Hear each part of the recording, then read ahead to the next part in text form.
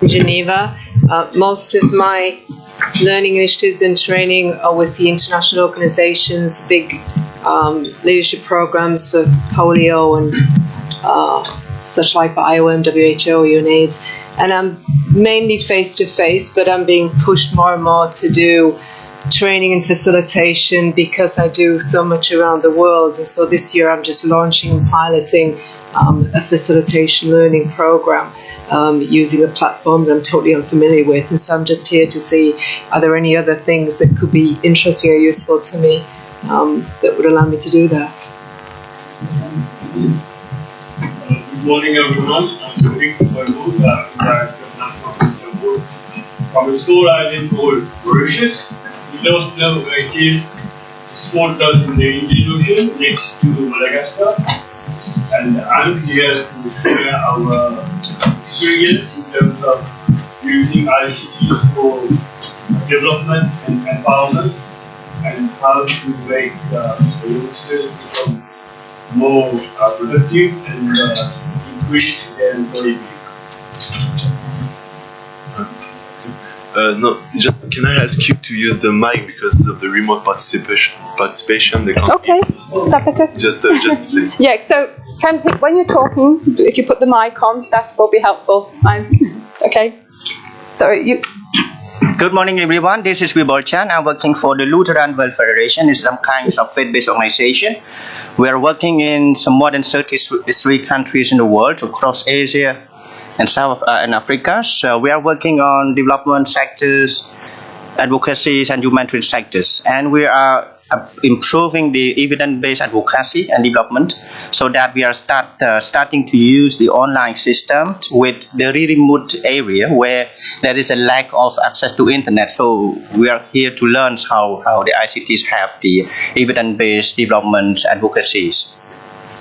Thank you. So I think, do we want to get started now? It'd be really great to hear from all of you and to have your questions ready for the audience. We're going to bring in participation. We'll trigger some of these questions off. Cass is going to be leading on that, and Reid is going to present. Are you ready? Sure. Yeah. Okay, thank you, everybody.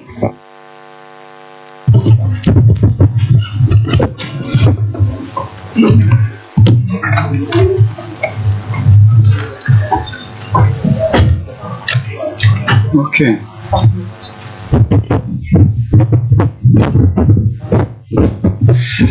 All right. Great. Right. Thank you, Trish, and warm welcome to you, to our distinguished panelists who will be introducing themselves early on, and to you, of course, the participants. We have had over 200 people express interest and confirm their participation, over 80 of them in person and over 150 of them online. So we're looking forward to just a lot of good inputs, and there are one of the wonderful things about the summit is having all of this technology to support various forms of participation. Unfortunately, I do want to inform you and explain that due to a malfunction in the technology for the room that was originally set up for us, which was intended to accommodate the capacity proportional to the number of people registered for the event, we've had to be moved to this room, so I apologize for the unusual and not necessarily the most comfortable learning architecture, but ask for your indulgence and hope that actually it'll help us reframe and rethink to be in such an unusual configuration. So as you can see, there's a very large panel gathered, and for a very simple reason, this topic seems to have sparked an unusual level of interest, which means that the initial invitations to the group of 9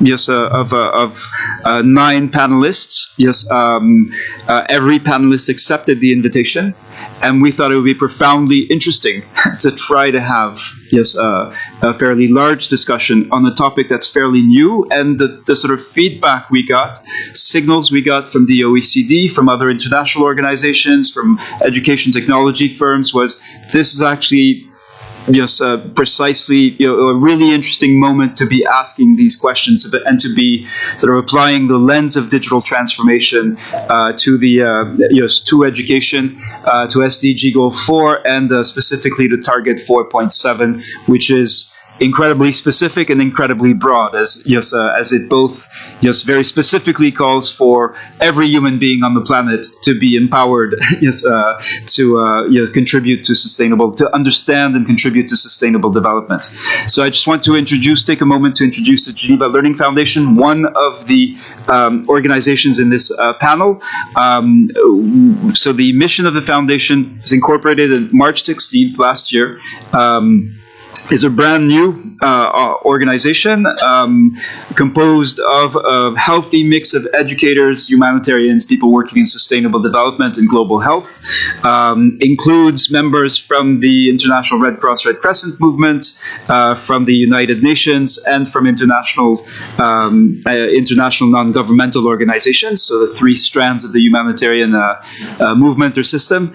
And our mission is to foster innovation in learning, to transform how we learn, to move from a model in which we are basically we are continuing to train people one workshop at a time in a face-to-face context, in the face of challenges that are before us at massive scale, and that clearly cannot be met with the existing ways of doing existing things.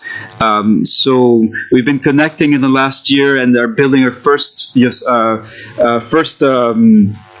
partnership with the Norwegian Red Cross, the International Federation, and the ICRC around healthcare in danger, supporting frontline ambulance workers, so community-based health workers, to document and build their capacities in the face of growing danger in healthcare. Now, that's all I'll say about the foundation. I do have, however, at the end of our panel discussion, I will be making what I hope at least some of you will find to be tremendously exciting announcements. We have two initiatives that we're launching today at the summit, and we'll be announcing them at the end of the panel. So to explain to you the configuration, which is somewhat unusual for the reasons I explained, so let me start with Catherine Russ, who will be moderator, facilitator, and who will be guiding us, challenging us with questions, challenging, pushing us to sort of think further beyond the things that we already know we tend to agree upon.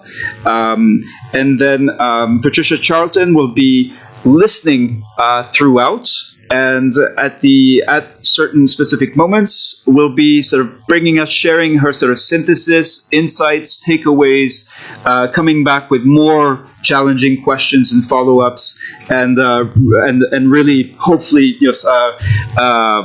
keeping us all on our toes as we're thinking about these issues. So this is a sequence of images that I initially saw. They were shown by Michael Moe of GSV Capital, and so I do want to give credit where credit is due, and this is lighting 150 years ago. Yes, this is lighting now, and I believe if you are in this room, you're likely to be familiar with this point. I nevertheless want to reiterate it to open our conversation and to frame it. This is medicine, so certainly over a century ago, and medicine now. This is transportation, and transportation, well, maybe tomorrow, I guess. Anyone in the room guess what this is showing about 100 years ago? So this is actually the vineyards of Silicon Valley. Yes, and of course this is Silicon Valley now. This is communication. Yes, and of course communication now. And this, of course, is the clincher. This is education. Yes, over a century ago, and education now. Yeah, yes. So in the humanitarian context, this is a livelihoods training in Sri Lanka. It's the same sort of learning architecture. It's the same methodology and pedagogy, even though some amazing things happen. So the fact that it's the same and has been, sort of consistent for so long does not prejudge yes, the outcomes or what's possible. But nevertheless, it's worth asking the question about the persistence of this model in education, despite the many challenges and despite the sort of very large numbers of people who have, as educators, as in different parts of society, have challenged this model. Now, this is a newsroom in 1993 at the Atlanta Constitution.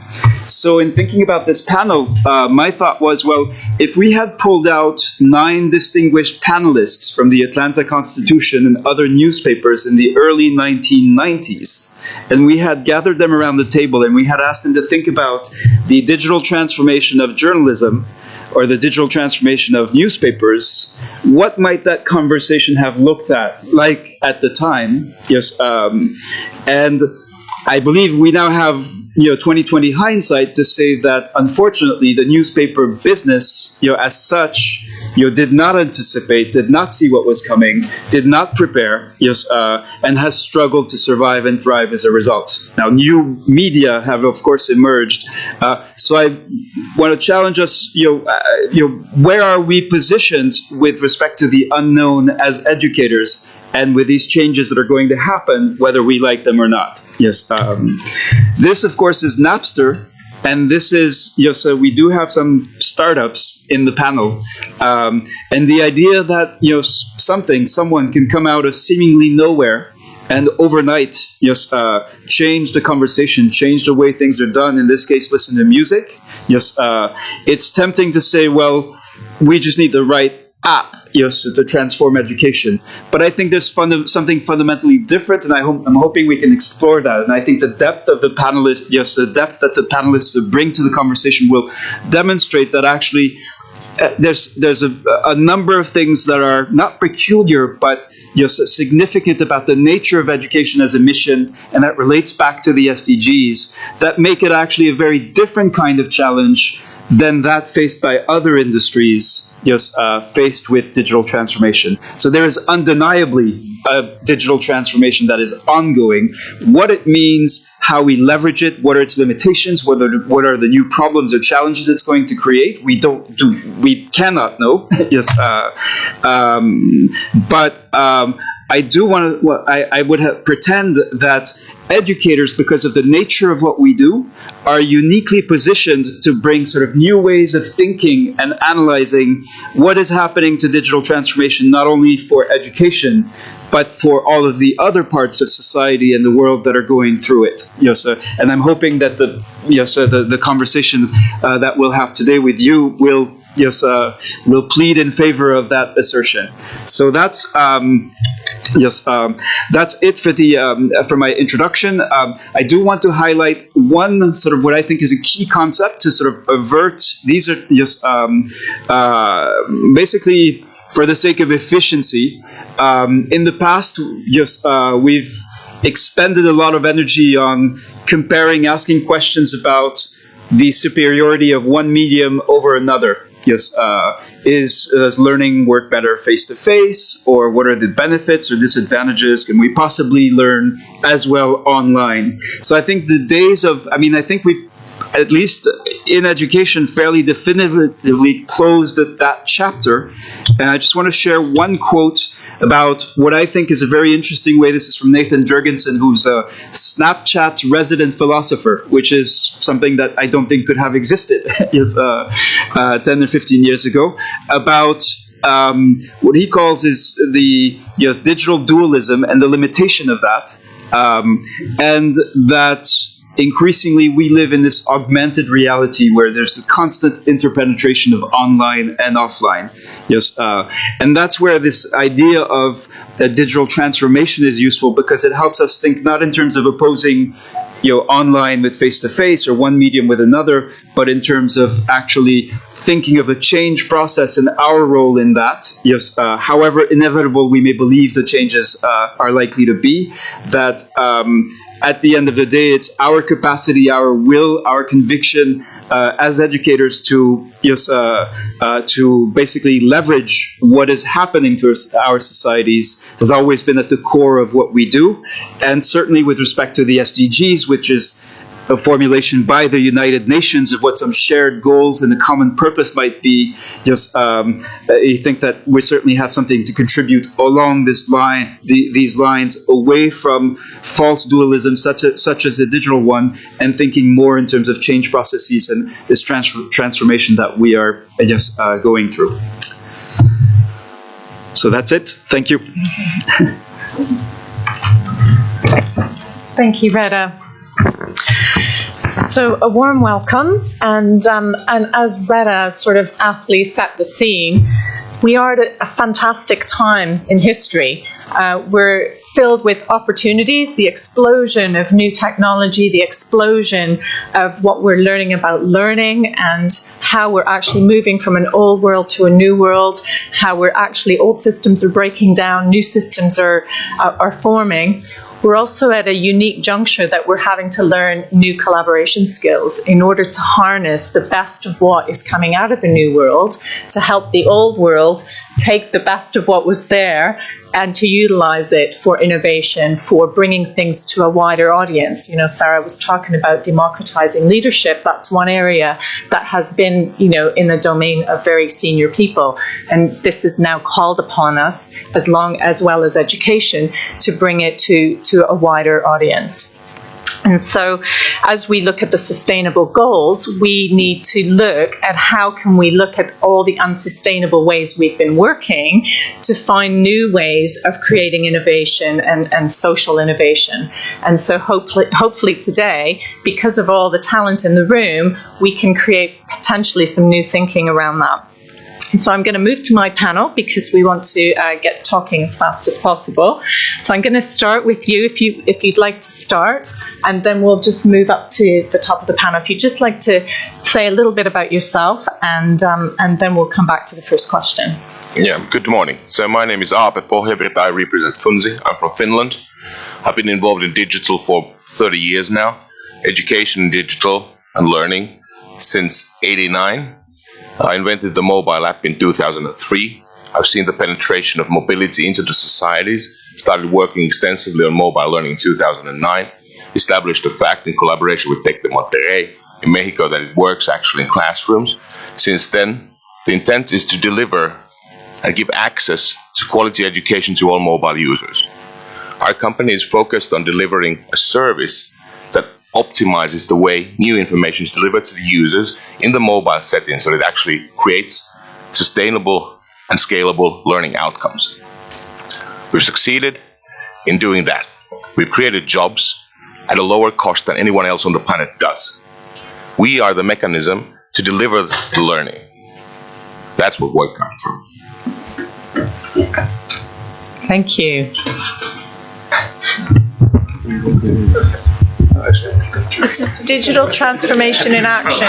Digital transformation. Hi, I'm Stian Haklev. I was a co-founder of Peer-to-Peer University in that exciting time when you had open educational resources, but you did not yet have MOOCs. So you had PDFs, you had videos, you had no community, you had no interaction. And that was an early attempt at exploring what that could look like.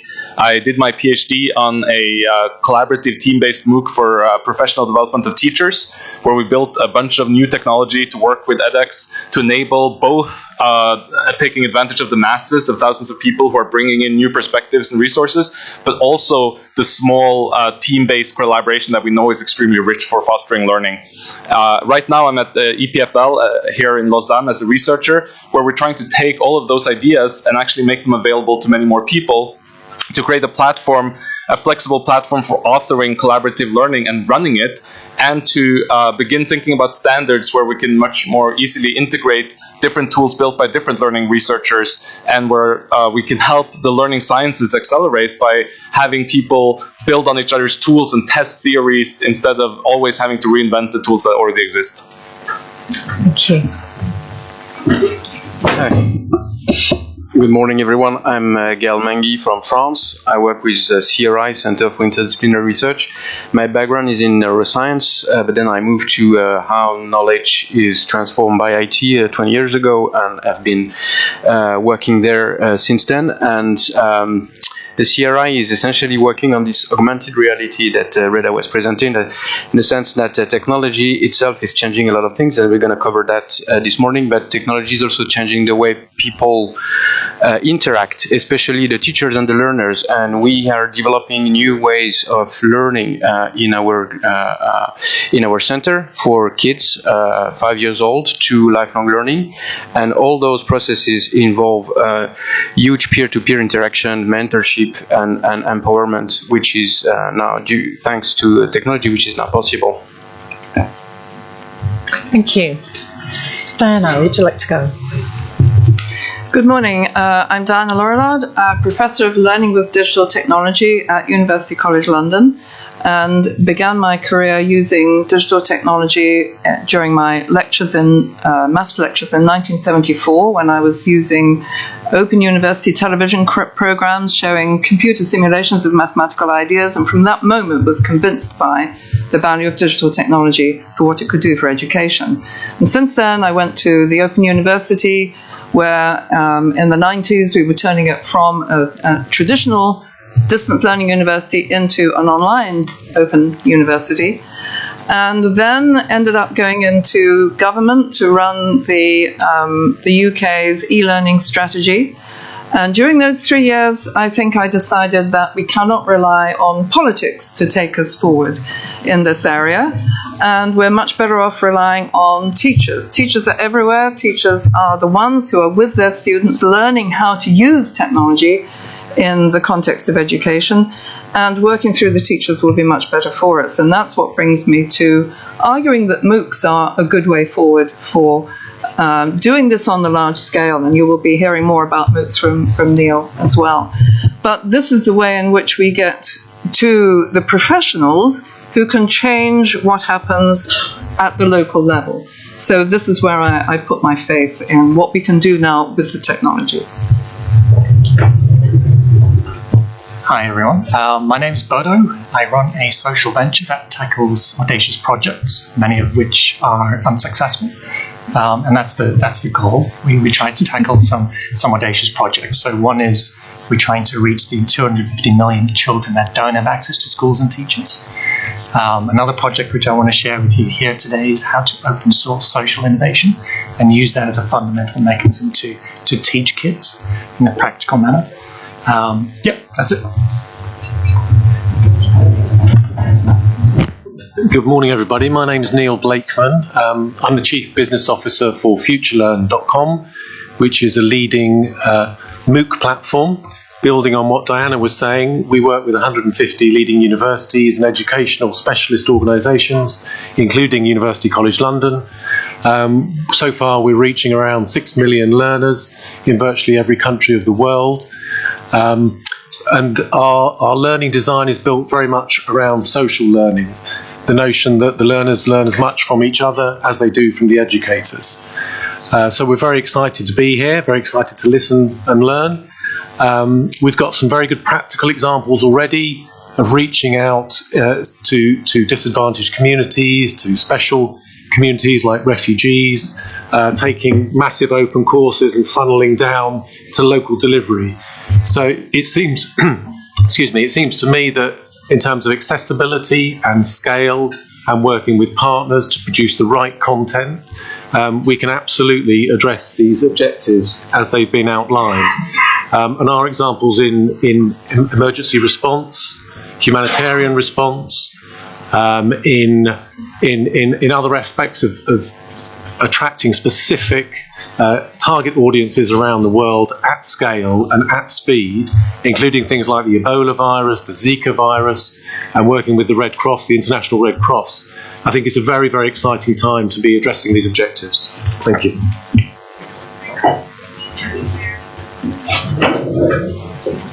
Good morning to all of you. My name is Sophie Huber. I lead the Center for Continuing and Distance Education at the University of Geneva. As a university, I think we also took the sort of the turn towards digital education about 2-3 decades ago, starting slowly, mixing it with presential, etc. No technologies there. We have our colleagues, making sure that that's in place and safe. We also worked hard and still working hard to make sure that professors, teachers, all the colleagues actually coming in touch actually with our students and practitioners and professionals do have the skills necessary to use these technologies to really lead, let's say, efficient training programs. But very much more recently, we actually realized that we were missing one point in that equation, focusing too much on the teachers and the technology. We're sort of missing out the learners and what the digital transformation actually changed for them. Was it that easy to actually access a MOOC? Not even speaking about the access through internet or mobile, but just to access the content, make sure that you could use that content, learn actually, and transfer that knowledge to your reality.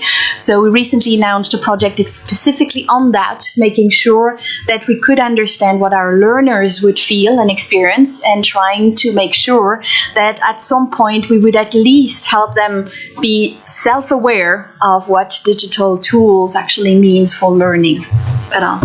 Thank you. Yes, good morning. My name is Michaela Lemmner.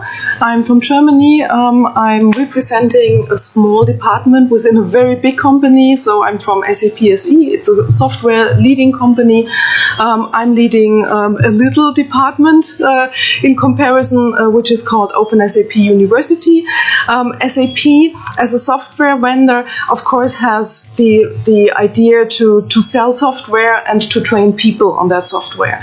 And with the fact that now with the digital transformation and with the fact that we need to train a lot of people around the globe, and to also make sure that from a pollution standpoint that we do not waste a lot of resources, that we also make training available to all people globally. So SAP decided with its motto to improve people's lives, to create an own MOOC platform, which is called Open SAP, and where we train people free of charge. So we do not earn any money with it, and we started that 4 years ago, and I'm happy to be part of that journey, and also to have a lot of future ideas how to train people in that respect. Of course, we focus on SAP products, but a small portion of 20% we can have as a freedom and take away some money that we get per year, and really focus also on, for example, training kids, training teenagers how to code, to prepare them for the future professional life, but also to do some social impacting courses, like to really ask people to train asylum seekers to integrate themselves better, but also of course, we have a sustainability department with whom we work closely together, and also to make the global people, the learners, aware of how they can to learn how to be sustainable. And I'm happy to be here today, so thank you. Okay. Should I introduce myself again? All right. So I'm Reda Sadki. I'm the founder and president of the Geneva Learning Foundation. So our mission, as I said in the opening, is to foster and just to encourage and to just sort of grow learning innovation that can transform how we train, prepare, grow leadership, tackle complex problems in humanitarian development and global health fields. This lens of digital transformation has become one of the main ways in which we're sort of considering looking at problems, unpacking them, developing solutions, thinking of digital transformation as a change process. And then we also have within sort of thinking what could the very interesting sort of but disparate in terms of location, in terms of in terms of leadership, in terms of many characteristics. All of these efforts that are likely to, and some already have achieved, individual impact. Our interest as a Geneva Learning Foundation is to ask the following question, which is, how do we move from individual isolated impact, where one organization can make a significant difference in a specific place at a specific time, to collective impact, where we're actually transforming how we do, and how we achieve, in particular, this target of the SDGs around providing every human being on the planet with an education, with the means to contribute to sustainable development for themselves, their families, their communities, their countries, and ultimately for the world. Thank you. I think you'll agree that each of these projects are compelling in themselves and could potentially really contribute to meeting those SDGs, but we know the needs are massive and no one on their own can actually meet these. And I'm particularly interested in the startups, particularly Bodo and Ape. Just if you wouldn't mind commenting on just what is stopping you, what is your challenge to reaching that scale and that effectiveness. Can you comment on that?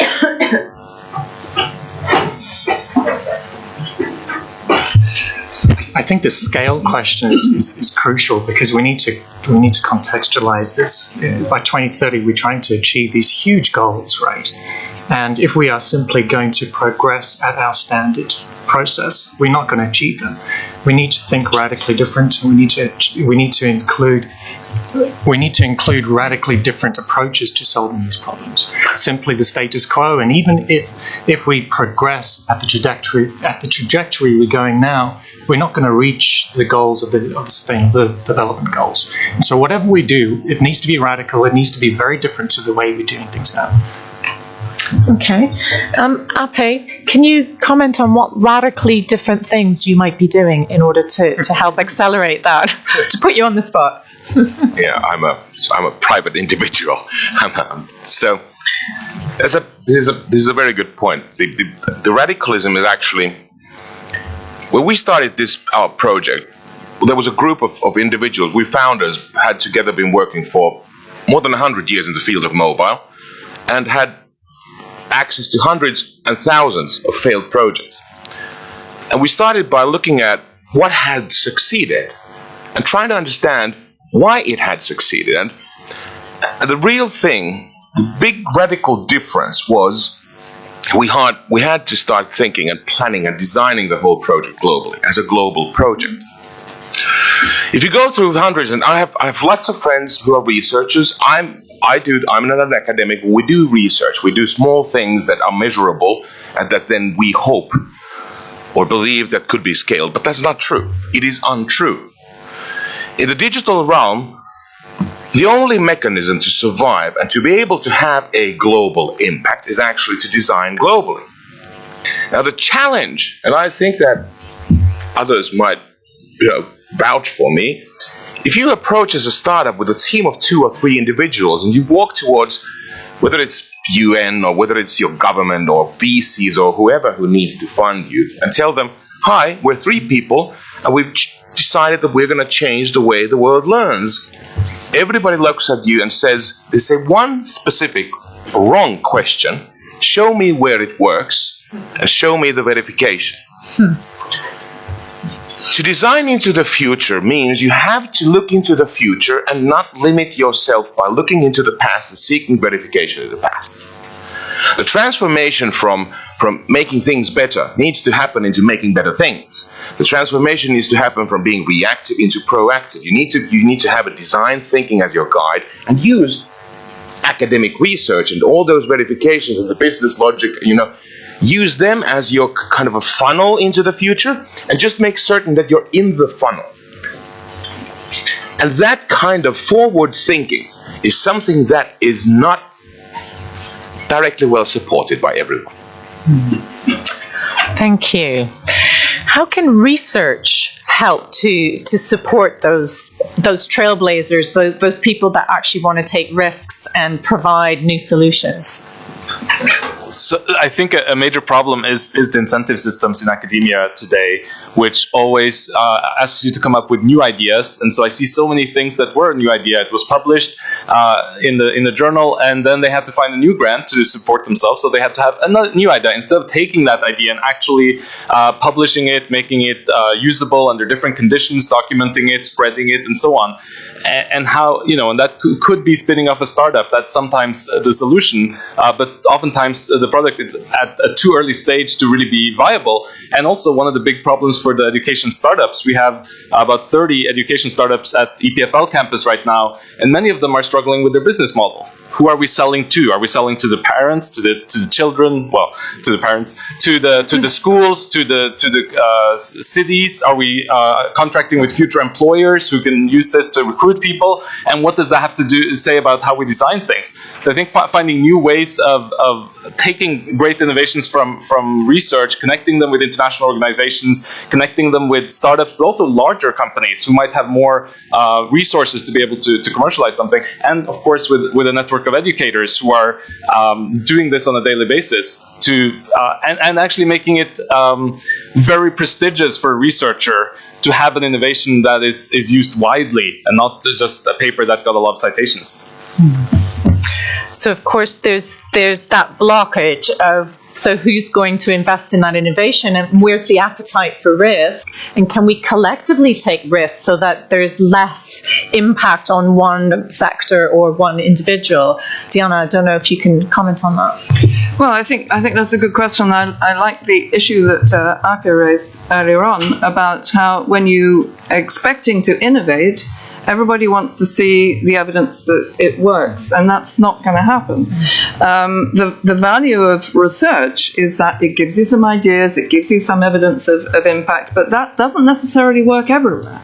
And the wonderful opportunity we have now with MOOCs is that they are indeed a social learning process. This is not transmissive education. It's not saying, here's the answer to all your problems, now go off and use it. With the kind of social learning platform that FutureLearn offers, you can say, this is some of what we know.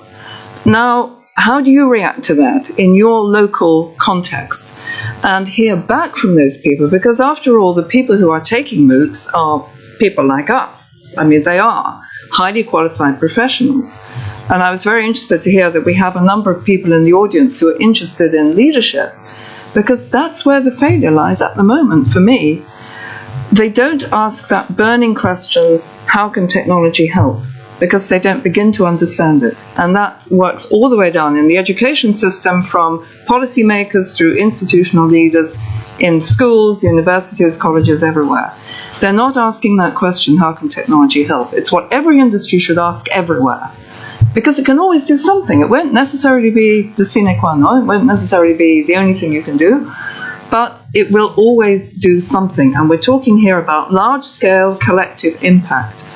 And that's what technology does so well. You really can crowdsource knowledge. You really can build community knowledge about how best to do things and how best to keep that cycle, that design cycle of design it, test it, find out what happens, redesign it. And that's what I think MOOCs can provide, the mechanism by which we do that collectively on the large scale. Everyone in this room could be combining as partners to help us do that.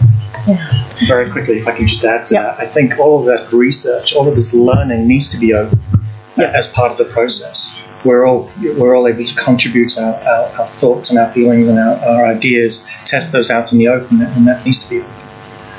And it's contributing to that diversity that's needed for innovation. Sophie, you were interesting to hear about the learner and how you've been focusing on the learner.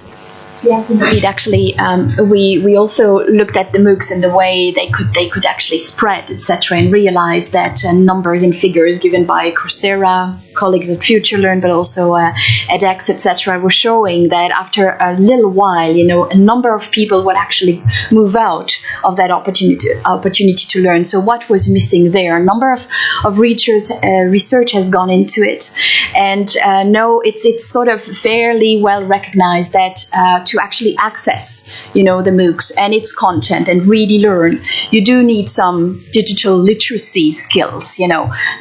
How to open up your computer, access the platform, use the platform, and really go into some elements there. The other, I would say, bundle of skills that are needed and which are well recognized now are all the collaborative information communication skills that go with collaborative learning, with actually the possibility of co-creation of knowledge, etc., etc. But to reach that level, not all of us are digital natives used, to using social media. At least in executive education, continuing education, we're talking to colleagues and adults who are quite new with those instruments and how to use them in a learning environment. But now there are other bundles of skills that are actually necessary. One would be some metacognitive skills. You understand how to only just organize your work and your learning process while you're doing a MOOC. You have to understand, at what point you have to go back to your peers and come back to yourself, etc., etc. And last but not least, I think at some point the learner, the more he knows about some the more he has of a culture of pedagogy, the better, because you don't want them to just be led by technology to learn. You want them to be critical learners, to be able to reflect on what is offered to them in content and in process, and then be able to move from one new technology to the other, and surf the wave of technological change without actually being led or totally imprisoned by one technology or the other. It certainly highlights the learning needs on quite a wide spectrum, from the learner to the developer to the disseminator and the scalers, and I think that's what's generating the huge challenge that we have. Pardon me? And the leaders, absolutely. I just want to highlight actually what I think is kind of interesting with respect to Sophie's and then Diana's and Neil's positions, which is Sophie is responsible for continuing professional education at the University of Geneva, where every relationship with a learner starts with a direct interaction with the learner and the learner's identity and the learner's sort of interest. MOOCs emerge differently and therefore have had to ask the question, why are people participating or not? Yes, and I think there's something very interesting to be gained from that conversation of having sort of university systems built in and geared towards addressing individual learners, and then thinking about how to improve the learning experience through the effective use of learning technology. Yes, and then the different way in which the same questions are in the end being asked by people running massive open online courses. So there's sort of, I think, one of the things for me is to recognize that there are different paths through that digital transformation, and again to emphasize that I think there's a tremendous opportunity and potential benefit from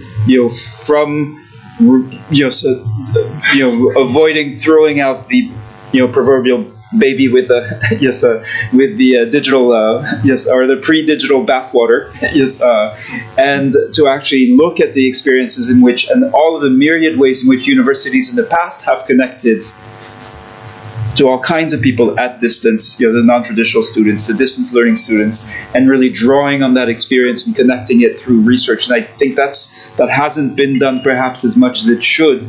And maybe these kinds of conversations around a shared interest and a shared vision might help to catalyze that.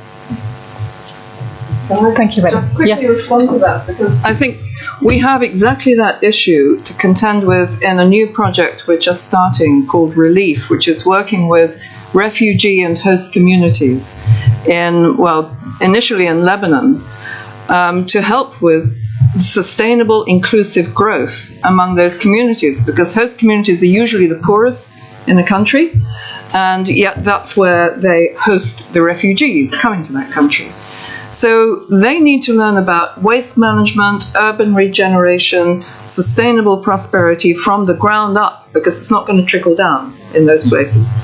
So how on earth do we do that? Because we can't go to them with solutions. We go to them with some ideas and knowledge. But essentially we have to crowdsource the curriculum through that process, which is why we need a social learning platform to be able to do it. And it's not enough to work with the universities in that country. We have to work with lots of other partner organizations as well. So just as in science, universities work with engineering companies and other kinds of sources of scientific innovation, just in the same case in social science, we need to move beyond the universities to have a wide variety and diversity of partners in this.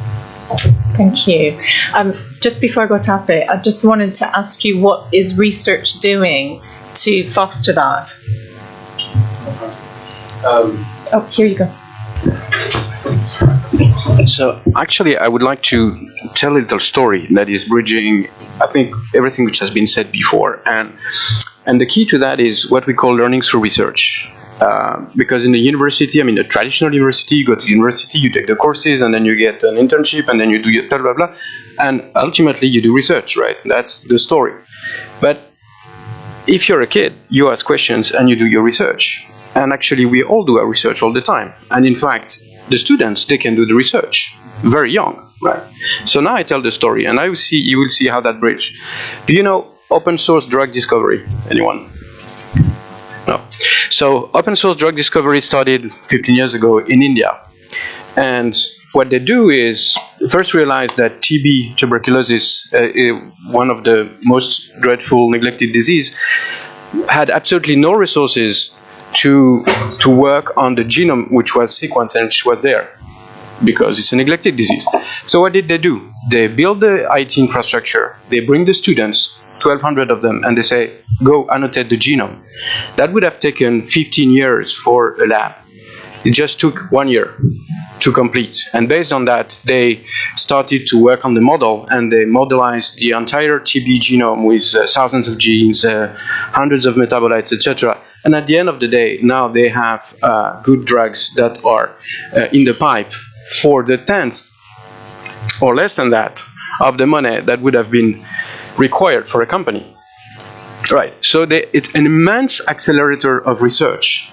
And why is that? Because by playing with the students and asking them to do research, engaging them to actually solve a real challenge, and not rehearsing the problems of the past, essentially, you know. So you do your assignment, good, and what the assignment is doing? Well, it goes to the trash. Really. So what you do now, your assignment, you do that on the computer, and at the end of the day, you have a paper in a journal, and you actually show that you can do some research.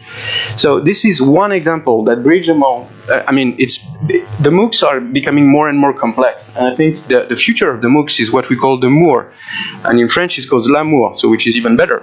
And l'amour, what is it? It's the massive online open research. You know, engage people, get them to work on a real challenge, and find a way with the digital infrastructure to get them tackle a real challenge. That's what Bodo is calling open innovation, open social innovation.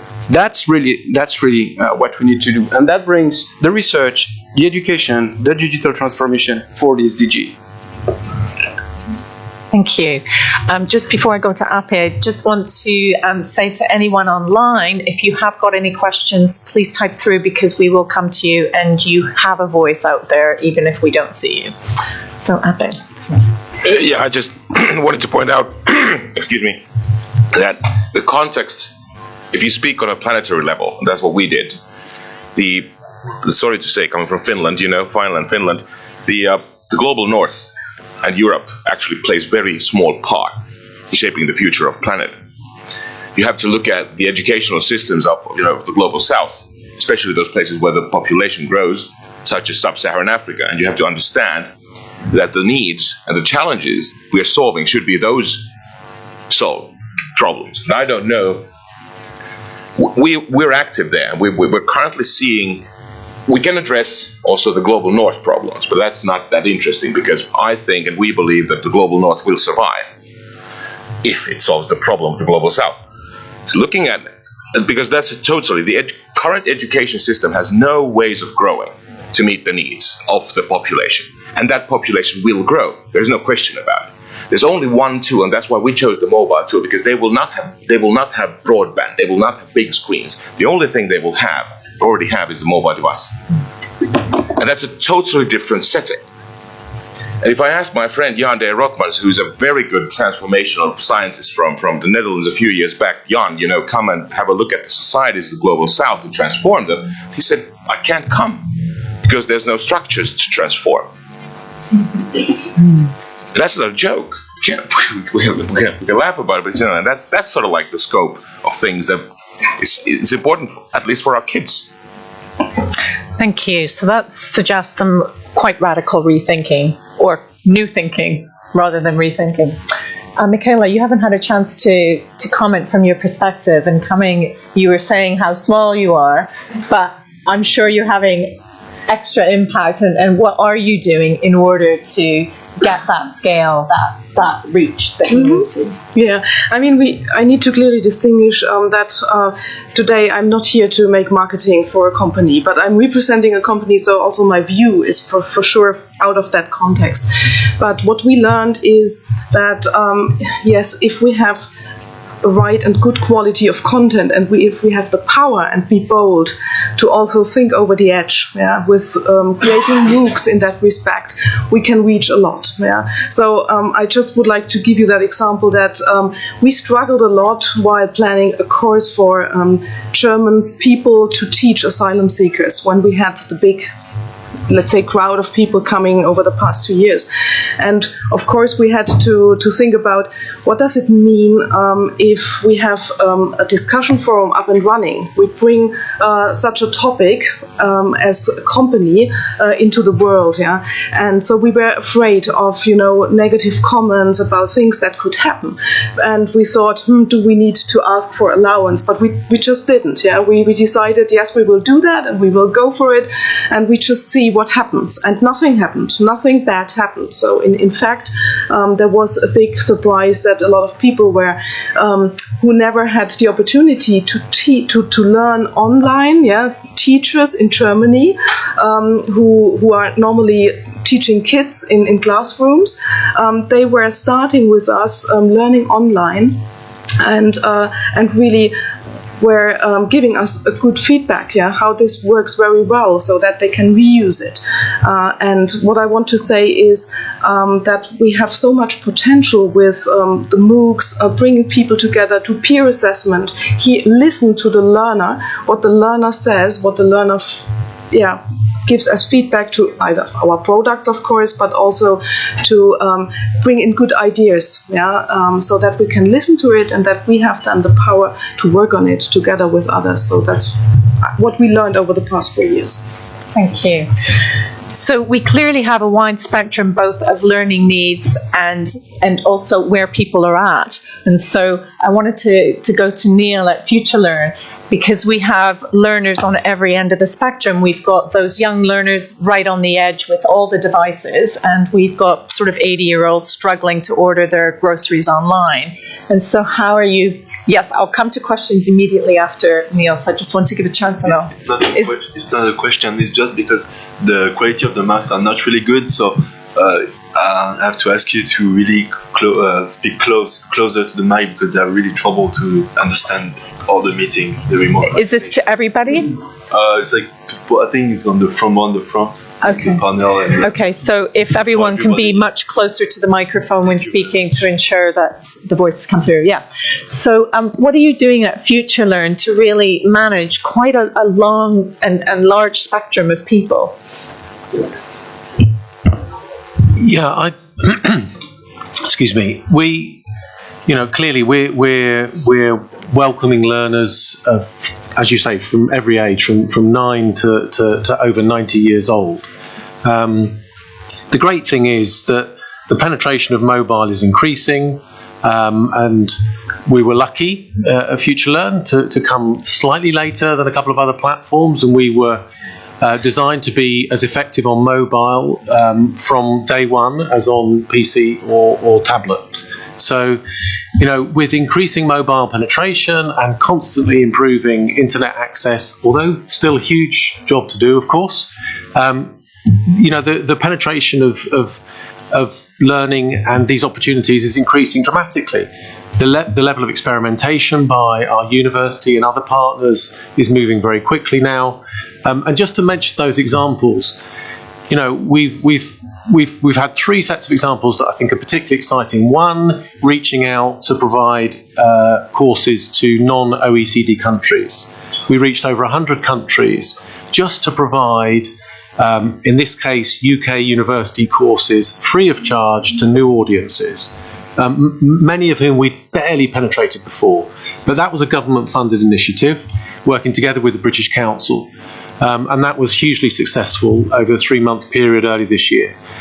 We've also had these courses for refugees, building on that example, both delivered in country, so in Jordan and Lebanon for Syrian refugees, and also in working in Germany and the UK as well. So there's a whole body of experience being built up there. And thirdly, the emergency response courses and other healthcare courses. So whether it's the Ebola virus, the Zika virus, or now first aid with the International Red Cross.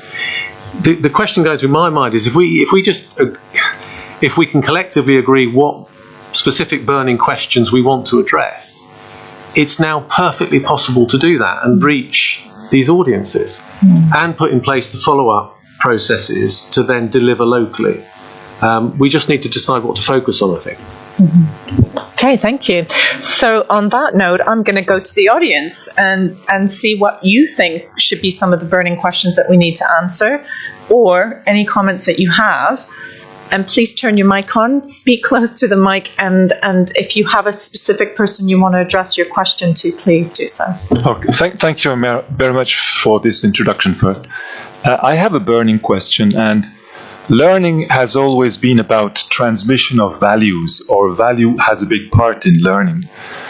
And actually the first professionals who were teachers, interestingly, were monasteries, people in viharas, in madrasas. So if we go to the global, whose values and who will be responsible to inject the values? They are not necessarily universal. So my question is, that's a big responsibility. I mean, where do we want to take the learners to, ultimately? Okay, are you focusing that specifically to somebody? No, this is just to throw it in the air. Okay, thank you very much. So just before that, any other questions? Yes. Maybe just following on the same, I'm founder of globeethics.net, which is dealing exactly with that question of values, and ethics in higher education is our focus. So the question I'm very much in favor of online tools, but how to transport or to interact on values in online and not only offline, because what we observe is that issues like integrity, like anti-corruption, and these topics are not just to be transported by knowledge. It's not a skill, it's an attitude. So the same question as you had. Okay, anybody else? Yes, sir. Yes, it's difficult to ask questions since, as far as I remember, none of our panelists has mentioned an open question and left it open, or has concluded any of their two addresses with a question mark. But I will try to find it. You were very generous to turn your funnel from the pointing to the future to us who represent the past, and you still fed us with some information. Don't you think, this is my question, that educators are very biased in addressing these things? If I heard it right, one of you said that educators are the ones to analyze and explain and describe all this. But aren't they biased? Since if we push the e-education revolution to the end, all schools and universities will close down, as have newspapers, as have headhunters, as have all the institutions of the past which were desintermediaries. And the French gentleman gave a very good example with the research achieved in 1 year when academics would need 15 years.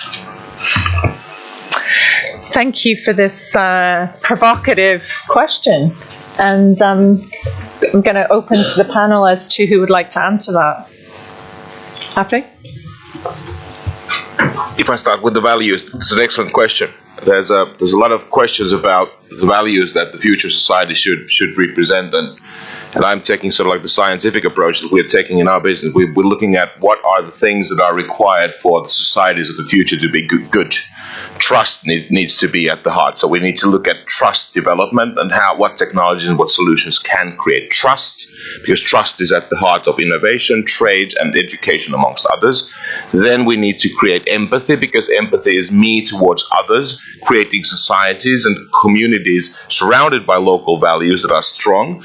And then compassion, because compassion is the active part of the empathy. So this is sort of like the research string that we are doing with Stanford Peace Innovation Lab. So we are implementing that into crisis setting. The other thing, being a Finn, we come from a country that is transparent, that is predictable, that is equal. If you have these things as mechanisms that everyone who attends any program knows what is going to happen, why it's going to happen, it's the same process for all of us, then we're creating actually a society that could be a better society. But it's a great question. It's a really important question. And to the provocative question, I think that you're absolutely right.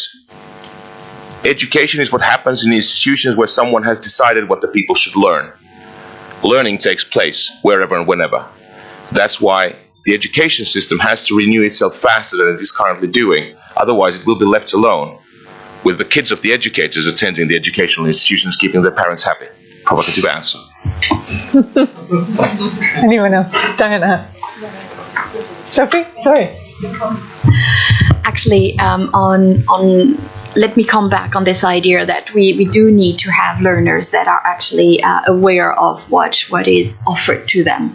A discussion last year in November here in Geneva, the Geneva Trilogue, we had colleagues from UNESCO, etc. We discussed exactly that, trust and empathy, etc. And our colleague just put it differently. He said, we do not need trust. We do need healthy suspicion, which means critical thinking, criticize, interrogate whatever is offered to you, from content to process, etc. I think that's one way of achieving it.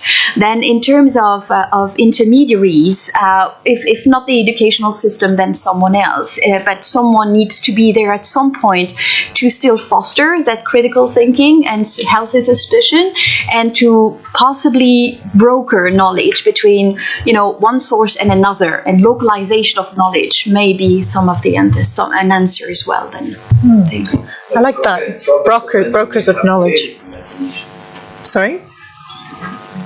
Professors and media have failed in that role of intermediaries. Otherwise, they would be the ones who have invented the web. Okay. Diana, did you want to respond? Yes. Yes, okay. I thought the first question about our values was an important one, and it reminded me of a process when in the 90s we had a rethink of university teaching. There was a national commission which I was on. The first thing we were tasked with doing was revisiting the previous national commission in the 60s, which said that one of the purposes of higher education was the transmission of a common culture. And it had three other purposes as well. And when we revisited that from the ground up, we kept the other three, but that was the one we changed. And it became, and I quote, to play a major role in shaping a democratic, civilized, and inclusive society. So it is not about transmission, and it is about critical thinking, problem solving, and getting students to take a different kind of approach. Collaborative learning is what educators talk about. And one of the most provocative slides, I think, that Rada showed was that so-called current representation of the classroom? No. The modern classroom is not like that. It's not like the Victorian classroom. There are students clustered around desks, working on projects, working collaboratively, working independently. That's what a lot of teachers are now pushing. The difficulty is that in pretty much every country, education is a national process. It's the nation's means by which it educates its population. So it's a lot of hierarchical top-down thinking. And that's what teachers in every level of education have to work against on the whole, because ministers tend to think they know about how to deal with learning and what students should need and how they should be taught and so on, and they don't. Teachers do. So the difficulty is that we have no real investment in innovation in education. Teachers are doing it for themselves in all sectors, and I think we have to acknowledge the difficulty that teachers are in. So the other provocative slide that Reda showed was how all of those other industries, medicine and transport and so on, have changed dramatically. Of course they have. Think of the comparison of the billions and billions of dollars of R&D which has gone into medicine and technology and motor industry and so on, in comparison with what's gone into education, investment in education, not just running it. What we all have to do in education, if we want to bring technology in, is do it in our own time alongside doing the day job. That will not work, and that's not fair. So let's look at what we can do to change that kind of thinking, ask how technology can help, and embrace the teachers in that process. Great, thank you. And I think with the models that we're looking at now, they will self-create, they will come out and they will replace the old models of education, in a sense, kind of making old education. Well, it hasn't happened in 20 years, has it? No. So, Tim Berners-Lee, an academic, invented the internet for collective communication, collaborative working, a long time ago. That was in the 80s. And we still haven't had that transformation. It doesn't just happen. We have to make it happen. Yeah. Thank you. There was a gentleman from the last time who wanted to speak, and then you. Yes, please go ahead. Thank you. My name is Jose Lai. I'm from Timor-Leste. I'm working with the National Communication Authority, and one of the subject I'm working on is on the National Research and Education Network. I think this talks about digital transformations of learning. I'd like to highlight one point and one concern particularly.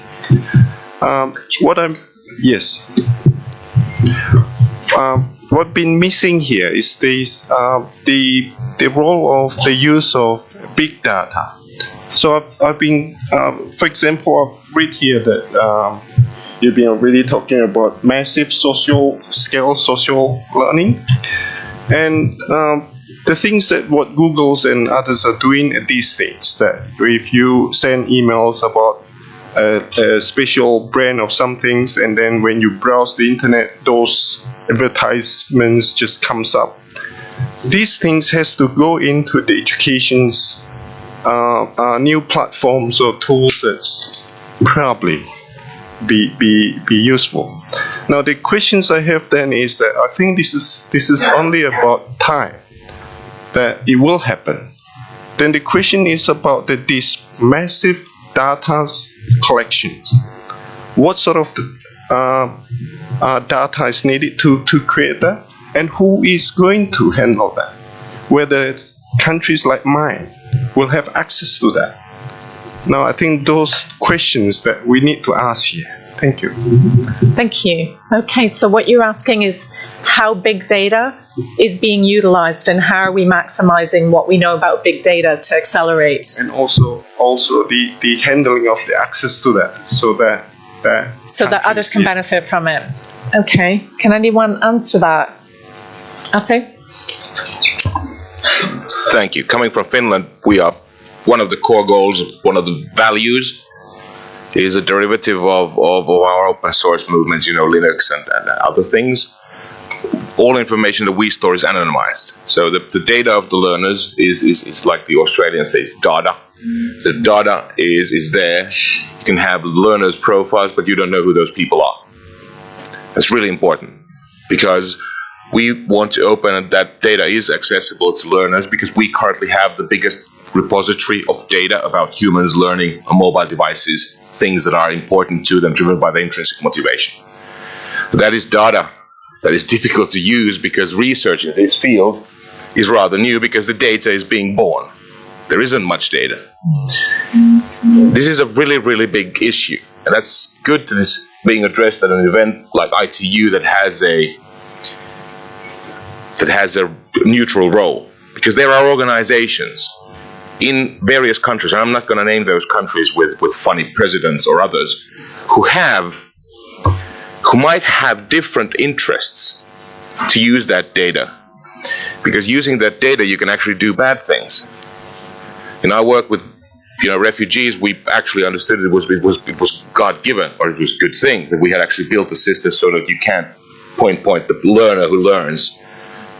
That's the thing. So there's two things. There's the research side, but then there's also the respect of the anonymity of the individuals.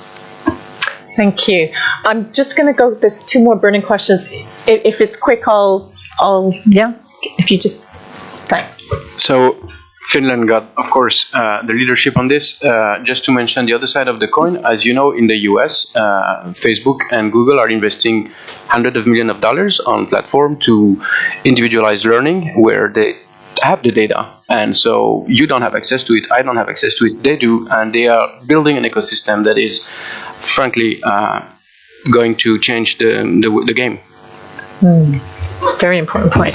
One question: should the European Union or European values be somehow investing into this? I think that's a good question. Thank you.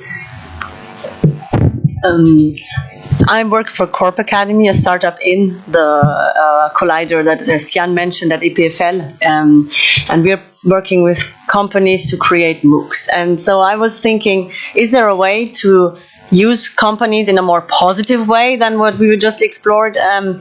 So you were mentioning global. We need global challenges, need global initiatives. So many companies that we work with are global. Is there a way to use them? What is a realistic way in your eyes that we could use companies that act already globally to get them on the boat to resolve those issues? Because we have been talking about education system and teachers and individuals on the field and about research, but what is the role that economic players can really take on, but realistically? So what could I propose when I talk to these people? Thank you. I'm going to take one more question, and then here. Do you want to sit here?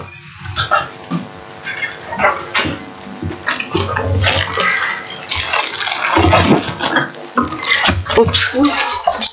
Very rolly chair. Yeah. I'm working in the field of education in India, and actually, with the passing of time, innovation comes into the field of education.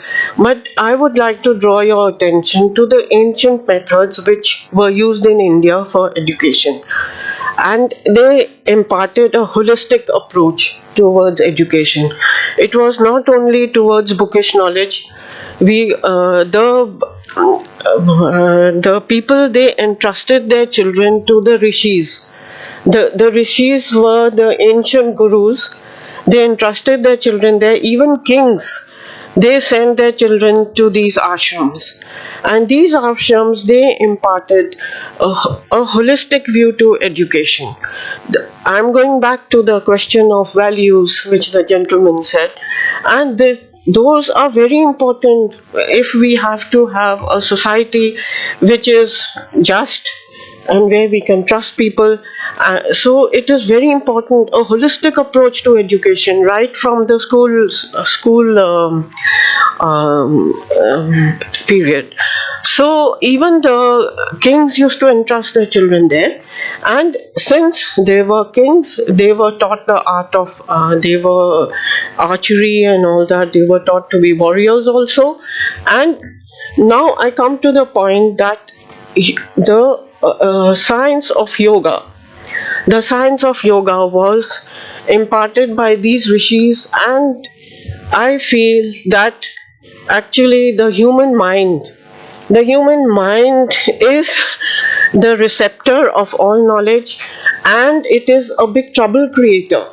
So what we are taught in these ashrams is to still the mind. The most important thing is our mind will be receptive only when it is still, and sometimes when it is empty. When we have too much knowledge and too much input, with this modern education, our mind is in chaos. We cannot think properly. So we are taught how to still our mind. And that is very important right from the school time till we take our last breath. We have to know how to still our mind. So in India, our Prime Minister is going to introduce yoga in schools, so as in the curriculum. So I feel that a holistic approach to education can only come when, along with practical education, the learning, bookish knowledge, the spiritual, the emotional, when the whole package is, presented in such a way that the child can lead a full life and can be a good global citizen. Thank you. Thank you very much. So we have two very different questions. One is around technology, and the other one is how can we capture, the wisdoms from cultures and countries and be able to harness them within education so that actually we don't lose those really valuable things that sometimes have got lost down the line. Anybody like to? Greta? So just to try to address some of the questions and comments. So on the sort of role of corporate learning, yes, I think that OpenSAP is a very interesting example to look at, and it's basically about making commitments. It's obviously even from this panel that there are organizations eager to make connections and develop partnerships. So that's so I think there are already sort of good, strong examples, and any company that wishes to sort of engage would find good, reliable models to do so.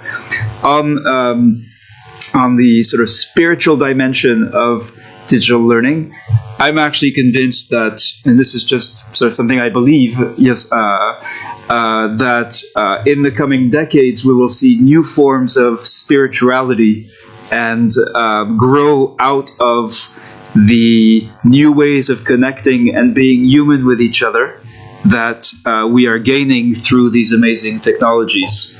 And that should be indeed a dimension that, as educators or policymakers, we should be interested in and think about how the platforms we're building are actually helping to sort of fully develop human beings in this emerging world of the fourth industrial revolution, with which we know is coming, even if we don't know what it's actually going to look like.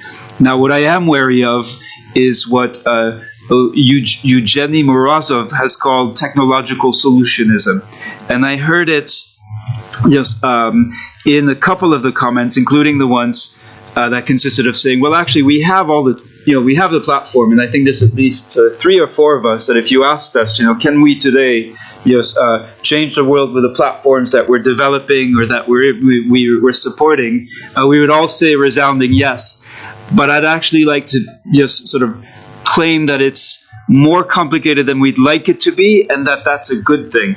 That the platform, the fact that there's a technology that enables people to connect massively at very low cost and to do all kinds of sort of human interaction, including the ones that produce specific learning outcomes, I think that's now the least part of the problem. It's kind of, that's the service. But the biggest challenge is what kinds of, how do we engage? How do we explain what the capabilities are that exist through technology, especially when they involve describing complex learning?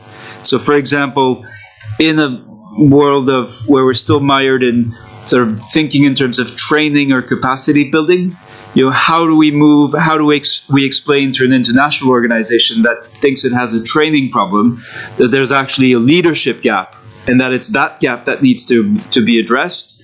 So no matter how many workshops it does, and whether they're online or face-to-face, they're not going to achieve the intended outcome. Yes, and then I think the other limitation that I see is that a lot of the existing platforms, are sort of at a very early stage, and the amount, and I believe we may be underestimating the amount of effort, to get to the outcomes that we seek. So to be more specific and to give an example and a story, is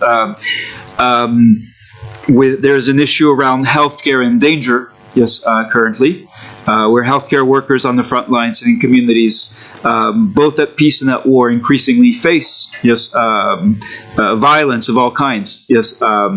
So working with the Red Cross, we've connected ambulance workers from all over the world, and so we have these conversations where we end up at this place, at this really interesting place, where we have these conversations between Jean-Marie, who's a bush doctor in Burundi. His ambulance is a Cessna 206 plane.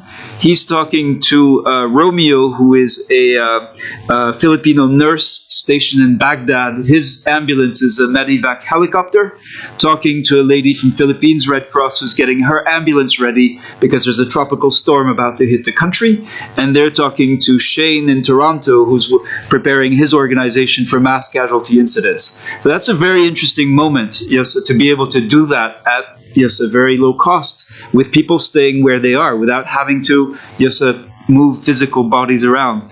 But sort of how we get there is grueling, painstaking work that is not about the platform and it's not about the technology, but it's about the recognition, the diversity, the respect, the values, and the ways we have of collaborating and sort of building and thinking and creating things together.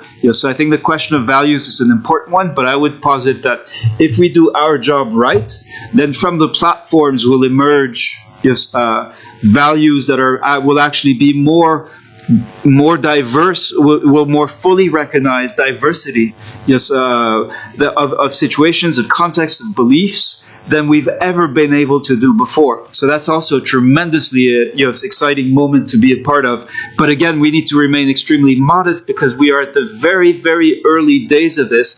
And even though the pace of technological change may be accelerating, it's still going to take a long time and require grueling effort of all kinds, especially on the leadership front, and far more so in terms of leadership and the ability to develop collaboration than on the technology front, where I think that's just already there. Thank you, Reda. I'm just conscious that we have just about 20 minutes, and I do want to get some closing remarks from the panelists. Are there any online questions? The screen. Can you take off the screen? Yeah, sure. Yeah. Someone. Okay. Just do whatever you need to do. Okay. So. Yes. Okay. So we've effectively got 15 minutes. So to set up the panel to really raise their game in terms of the next steps, in terms of really incisive insights that you can give to the group and feedback based on the comments that you've had about what do we need, what is needed next. We know we've got collaboration, we know we've got disparate, fantastic things going on, but there are some bridges to be built. Trish is going to help us just reflect and tease out some of the issues that have been brought out of today's talk. Okay. So very interesting from everybody, and to hear all the different thoughts and ideas and the work that people have done. So some of the key things that I think has come out of this has been about, I would say, communication. How do we communicate better and effectively? Values, I think, are very important. Mindfulness, being thoughtful, having a mind to be able to take on this information. And what's been clear, I think, from all of you is that learning has to be authentic to the learner, will give it some sustainability and have meaning and substance. So research-led ideas, that we are all researchers, we are all learners, and that's a risky business. Because once we start to learn, we have to change our minds. We have to incorporate new knowledge. And it's fabulous that we have all this digital technology. but coming back to being mindful of things, is there is a digital gap. There's a digital divide. We're talking about reaching the unreachables. How are we going to do that? So I put to you now, how? How are we going to take on that challenge and reach those people? And how is this technology going to help us? And how are we going to prevent that huge digital divide? I know in the UK, the policy is digital first, is coming, accessibility. So, with the last minute to spare, can you help us address that question about digital divide, the future, reducing that? Are we increasing it or are we reducing it? Okay. Thank you, Trish. Thank you, Trish. Who'd like to go first? Ape. This answer might be something that many of you do not agree with, but I'm saying that a large part of humanity is on spending a lot of time within services that are produced by an organization that has a logo that starts with an F and ends with a K. Now, we can either say that we want to build something that is new and try to get all of these billions of users to leave where they are spending their time already today, many hours every day, and come to this new environment where they have nothing yet but promises from a small community.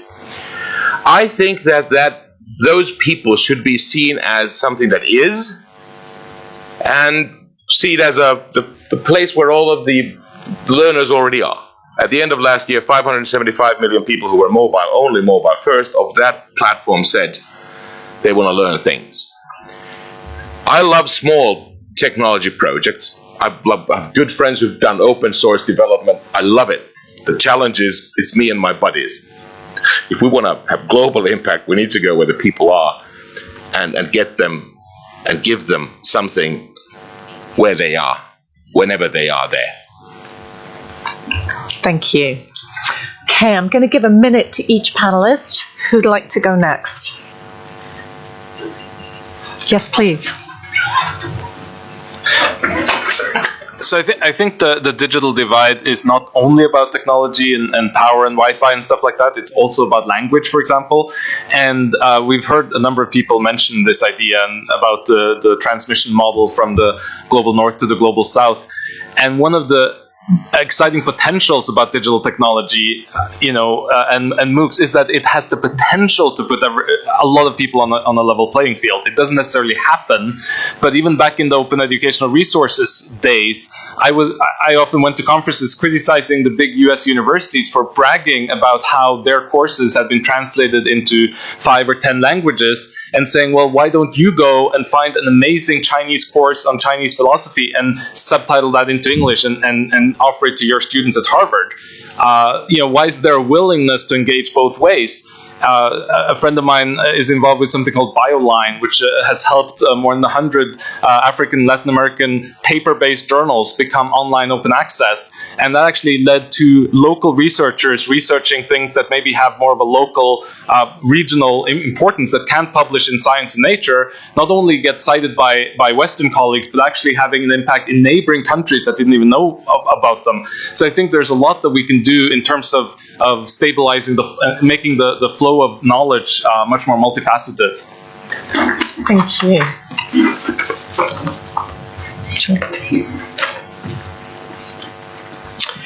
Yeah, I'm not so comfortable with the idea of technology divide. I think it's, as I said earlier, there's the technology side, but there is all the way the society is responding to technology, which is modified as well, and this include other divides, as we just have just seen. Some universities are pretty much pushing things. Administrations are pushing things. There's a lot of organizations that are including technology to just do exactly what they were doing before. And the first MOOC, honestly, is just a course that is filmed. Where is the technology here? Nowhere. So it's not, you can do a lot with a very small mobile phone, if the attitude, if the values if the willingness to share, to engage, to work collectively and is there. So I'm not so worrying about the fact that people do not have access to a device. I mean, in Africa, everyone has a mobile phone. So what's the problem? There's no problem. The problem is in certain countries, including my country, you have a tendency to consider that the top with a very few people will decide for all the others, and then it pop cascade, and at the end you have the people that are in the field with the reality of the problem, and they are facing absurd orders that they cannot apply, and then they, if they don't respect, they get caught, etc. This is very old-fashioned, and this is the way. This is what has to change. And technology, what technology has done over the last 30 years, is it provided new platforms to change the social interactions and engineering, and that has to be reflected in the way we use and we plan technology. Thank you very much, Gail. Michaela. Yeah, I would like to say as well, I mean, it's good that we have the technology to bring people together and to really spread out the knowledge at a certain scale. But it does not hinder us also to combine it with the traditional, let's say, aspects that we still have. So what we learn from a company perspective, we still have a lot of clients who would like to attend classroom trainings. This is not something that I would say this totally disappears, but there must be a kind of combination. So we will have schools. There was a comment, do we then see that all the universities and schools will disappear? I don't think so. I think the technology combined as a certain layer combined with then the, let's say, next steps in a classroom training in schools, that teachers, for example, take that. So we could do a blended approach. We work together, for example, with universities, where we say we do a ground with one of our MOOC courses, and then the students get a certificate, so they are ready, and in their seminars they will follow up with the teacher in a different way. They will then discuss it. It's not a kind of that the university professor stays there and just teaches up front of the class, but rather he discusses with the student, with working groups, what they have learned. And I think there must be a kind of combination, partnering of companies together with schools, also universities, to make the people ready for the future. And I think that might be a good approach as well. Thank you. Thank you, Michaela. Sophie. I would say that indeed, in terms of there is digital divide only if you feel that everybody should have access and everybody should be a digital learner. But some may have a different view, and so at some point, if there's an intention to bring everybody on a device and on a platform and become a digital learner, then yes, there still is a digital divide, and we may not be able to close the gap. But if you consider that there will always be one, and that is sound and good, that there coexist indeed different ways of learning and different methods, etc., then a digital device is not a challenge per se. No, the point is, if in a certain society there's a need and a willingness to access both the device and the learning, then there's a need indeed, and I come back to my motto, is to also provide the learner the capacity, like in a sort of intercultural way, to access the digital culture per se. Thank you, Sophie. Neil. We've covered a lot of territory, from ethics and values to mindfulness and related subjects, but just to focus on two things. Patricia's question about how. I think if we can form, and we have examples of imaginative partnerships which bring together content providers, whether it's universities or other specialist organisations or sometimes corporates themselves, together with funders, typically. If we want to do these things at scale, we probably need additional funding, which is either government without too many strings attached, or foundations and so on. Together with the technology, then I think those imaginative partnerships, perhaps focusing on hundreds of thousands or millions of learners rather than tens of millions or hundreds of millions. So start relatively small in this space and then build from there. And take the successes that we've seen. the ambulance and healthcare example, just to build on that for a second, some of our most exciting experience has been in the healthcare sector. Take a cancer course, and a lead educator who maybe has never built an open course before, who finds it an exhausting experience dealing with all these different learners. But at the end of it saying, this is absolutely unique because I've got cancer sufferers, I've got families of cancer sufferers, I've got recovering cancer victims, I've got clinicians, I've got stakeholders, funders, government, the health service. For the first time, all of these people learning and interacting and moving forward together. You know, I think that's absolutely unique and very, very powerful. So there are great things that we can do. Thank you, Neil. Bodo. I started the discussion suggesting that we need radical innovation in order for us to achieve the Sustainable Development Goals. And I want to challenge us here, suggesting that MOOCs and online learning platforms, these are not radical. These are incremental improvements to the ways we've been doing things all along. If we are trying to achieve the Sustainable Development Goals, we're going to need to think radically different. And, we continually misjudge our kids. We continually misjudge our kids. Our kids are curious. Our kids are passionate. Our kids have an immense power to construct their own lives. And we can really empower them to take full control over their education. And, we're working on projects and go to is, these kids are doing things that educators cannot do. These kids are solving problems really, really fast. And they're completely open. One kid is doing something else, another kid is doing something else. They're doing it in the open. They're swapping ideas. And this is radically increasing the speed at which innovation is happening. And we should leverage that. Our kids are the key. With the people in this room are not the key. We're the issue. I think our kids are the key. Thank you. Thank you, Bodo. Diana. Thank you. Well, I think that the digital divide is with us, and it will remain with us for a long time. And even where you have good mobile penetration, there is a gender divide, and women do not have access to the technology that men do in many of those countries.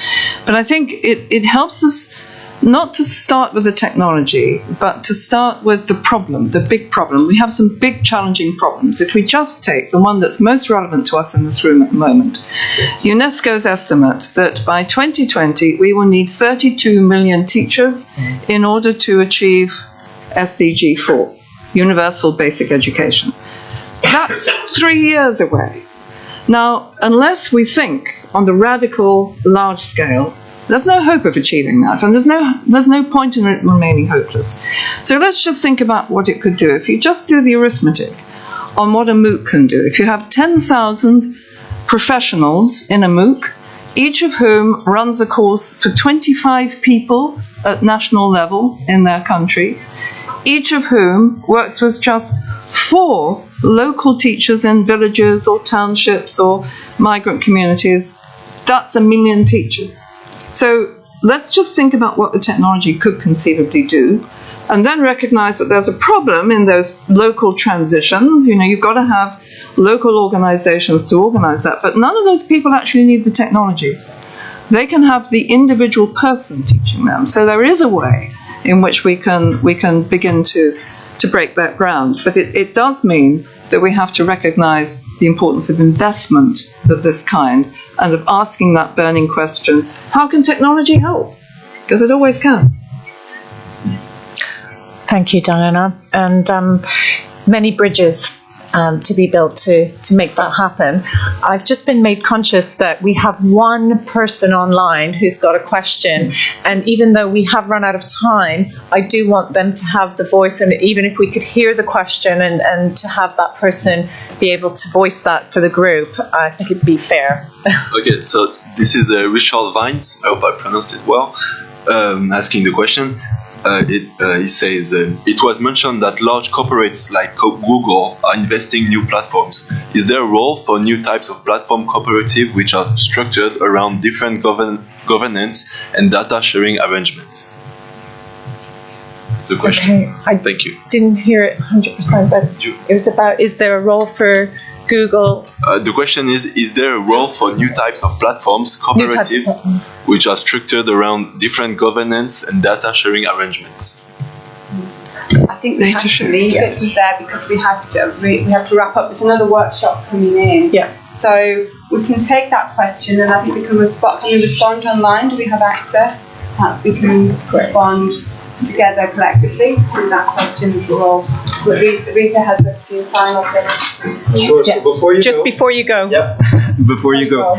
I do have one more thing that I want to share, and we've been exploring a lot and hearing about a lot of the possibilities of and the potential benefits for civil society, for governments, for educators of digital transformation. So I'm really pleased to be making these two announcements at the Forum Summit.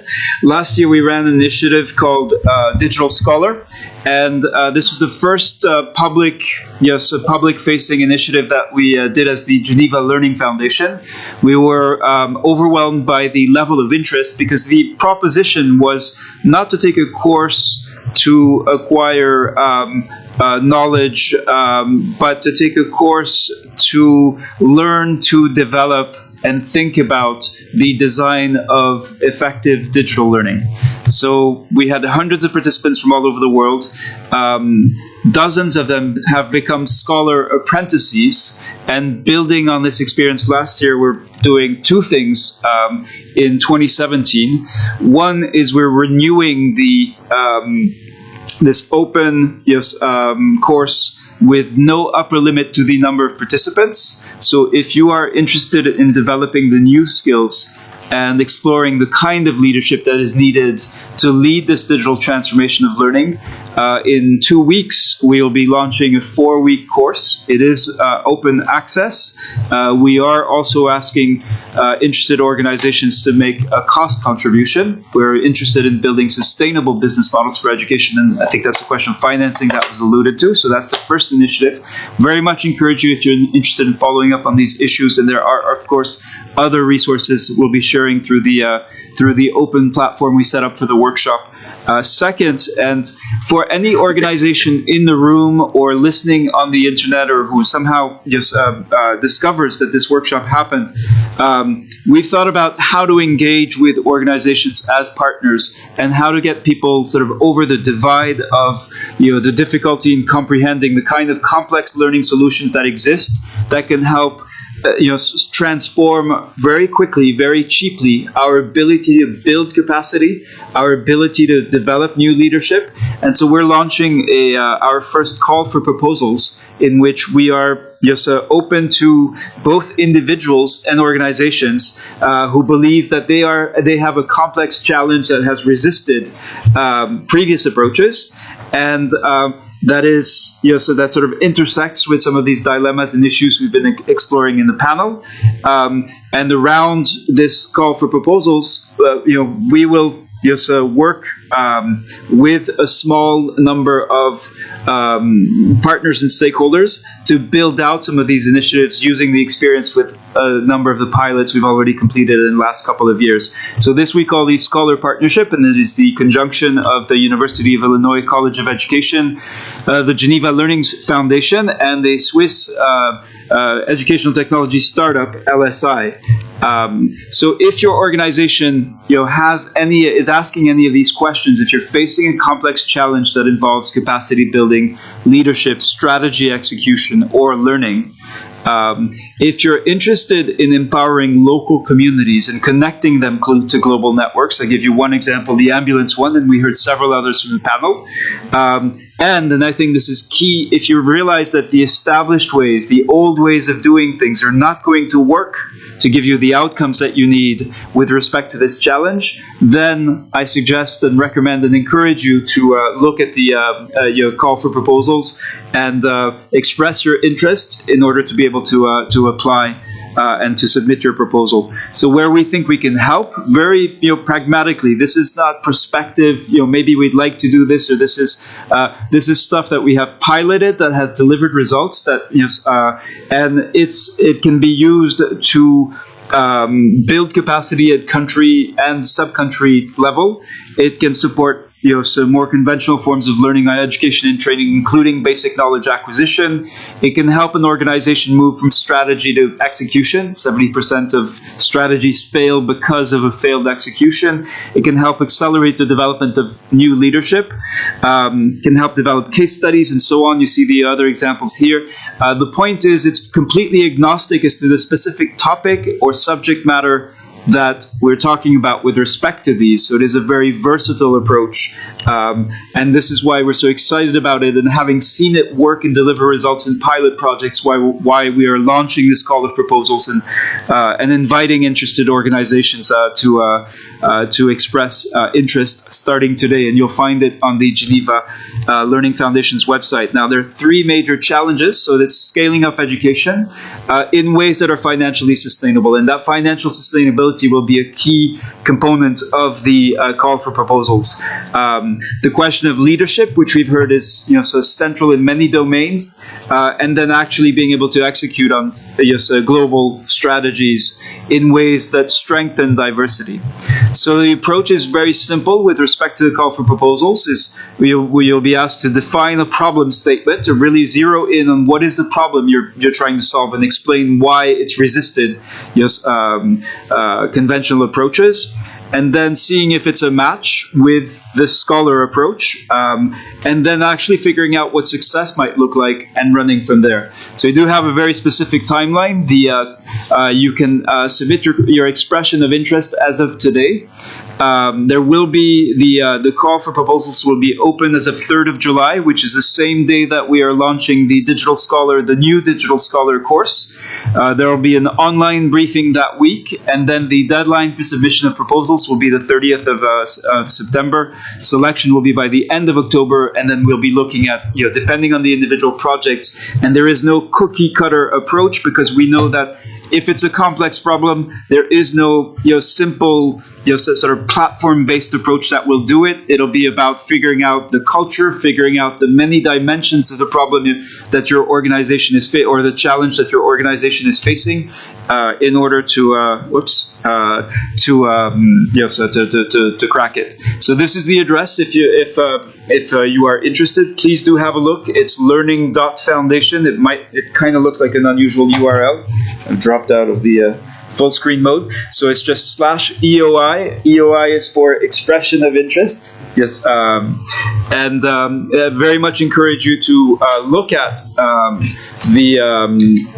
what we are preparing. And then even if you are not directly interested in responding to the call, to look at what is happening, because we'll be sharing, hoping to use some innovative research, sort of data-driven, real-time research approaches to document what we are doing and how we're doing it, and sharing it with other interested educators, institutions, organizations of all kinds. So hoping to end on a positive note, yes, with this discussion. Thank you, Reda. And I want to extend a warm thanks to all the panel for their really stimulating input today.